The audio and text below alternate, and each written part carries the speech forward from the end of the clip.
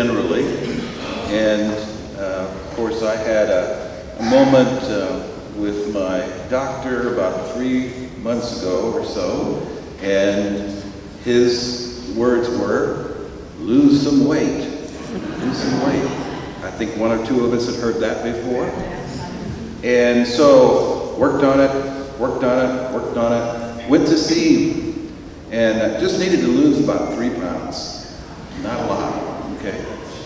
And stood on the scale and saw the weight and went, I'm going to get the sermon on the weight. Gained 3 pounds. Gained 3 pounds. You know, for each of us,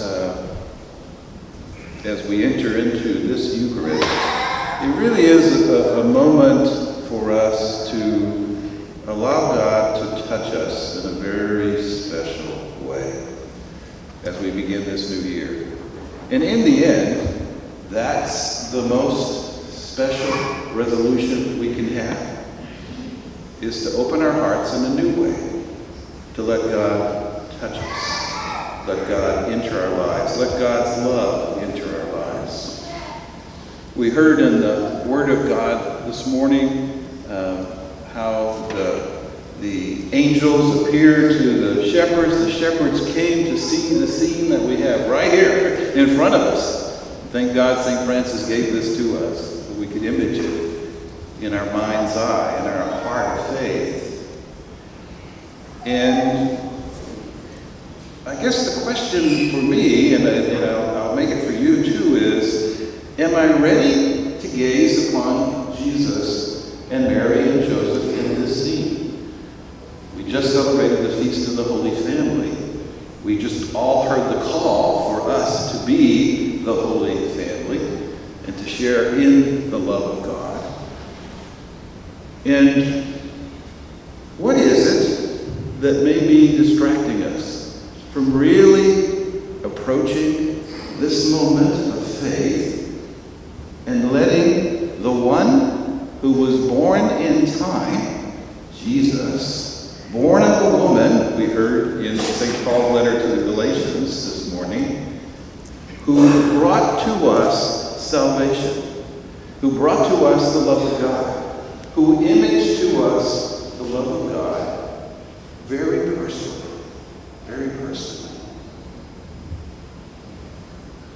As we celebrate the feast of Mary, the Mother of God, she's the woman from whom all salvation came in the end. And we begin the year celebrating her love for Jesus first, but also her love for us as church. And the question also then goes, are we ready to meet her love? Or do we find there's some things in our hearts that need to be worked out or need to be healed, whatever it may be?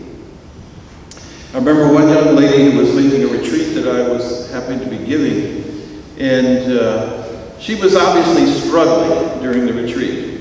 And there was a talk on the retreat concerning Mary and allowing the love of Mary to truly touch our lives. As the retreat went on, you could tell she was still struggling. So before the retreat ended, she passed me a note, and I put it in my pocket because there was an army of people behind her wanting to visit and say things and the like. But when I took the note out and I looked at it, she said, I have been in counseling these last few months, and it's been regarding my mother and my relationship with my mother. So part of the question for us is, what is it in our lives that's really got the need to be healed or to be touched or to let the love of God touch?